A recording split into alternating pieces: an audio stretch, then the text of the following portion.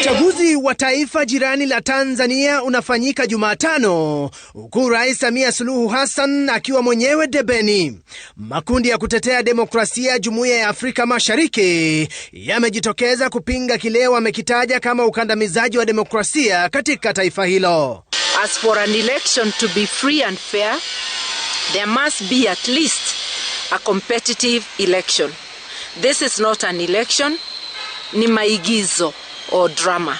According to a recent report by Amnesty International, repression in Tanzania has intensified.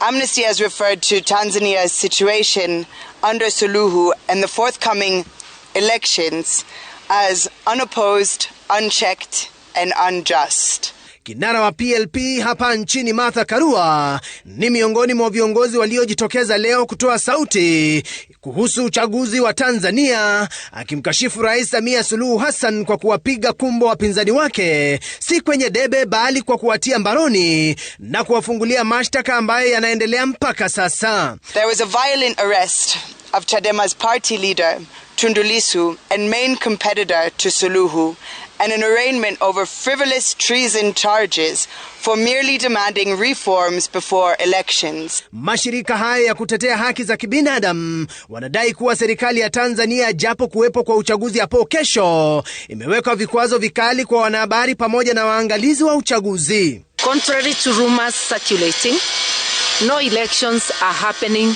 in Tanzania tomorrow, as all international media companies have been barred from entering Tanzania. No credible observation mission is currently in Tanzania.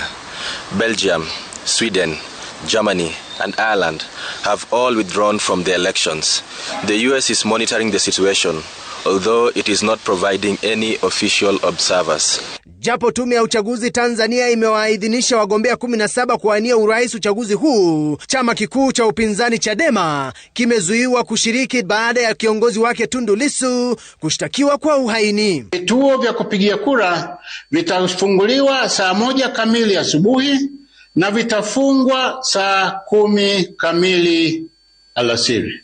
Sasa makundi haya ya haki yanasema uchaguzi unaofanyika Tanzania Jumatano ni sawa na sherehe ya kumtawaza Rais Samia Suluhu kwa muhula wa pili kama rais wa taifa hilo. Stephen Leto, runinga ya Citizen.